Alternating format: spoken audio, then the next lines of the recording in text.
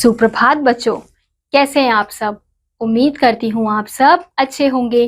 तो बच्चों, आज की कक्षा में हम पढ़ने वाले हैं अध्याय नंबर 25, जिसका शीर्षक है अनुच्छेद लेखन। अनुच्छेद लेखन क्या होता है? किसी विषय पर अपने विचारों को संक्षेप में लिखना अनुच्छेद लेखन कहलाता है।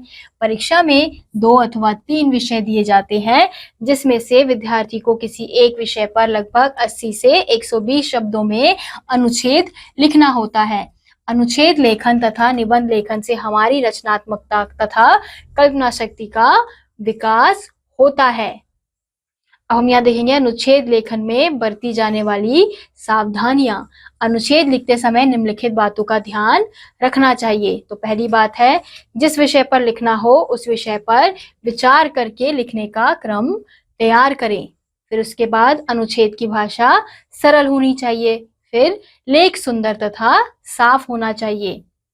यदि संकेत बिंदु दिए गए हो तो उनका भी प्रयोग करना चाहिए। फिर अब हम देखेंगे, आइए अब कुछ उदाहरणों द्वारा अनुच्छेद लेखन को समझते हैं। तो पहला अनुच्छेद लेखन है मेरे सपनों का भारत। भारत खुद में एक समृद्ध सांस्कृतिक विरासत है। विभिन्न जातियों और धर्मों के लोग इस देश में शांति से रहते हैं। मैं भारत को ऐसा देश होने का सपना देखता हूँ जहाँ का हर नागरिक शिक्षित होगा।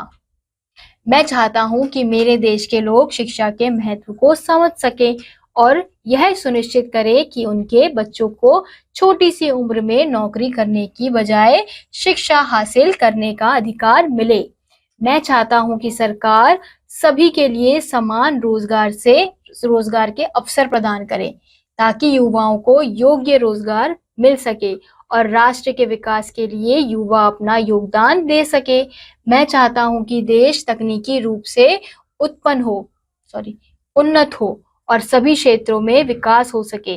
मैं चाहता हूं कि भारत एक ऐसा देश हो जहां महिलाओं को सम्मान दिया जाता हो, उनके साथ सभ्य व्यवहार किया जाता हो और रोजगार के समान अवसर दिए जाते हों।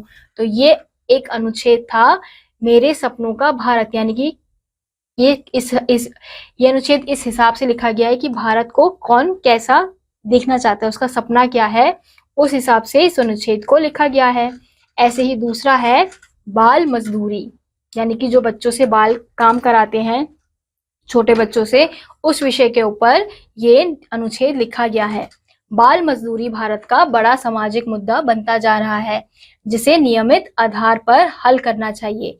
ये केवल सरकार की जिम्मेदारी नहीं है, बल्कि इसे सभी सामाजिक संगठनों, मालिकों और अभिभावकों द्वारा भी समाधित करना चाहिए।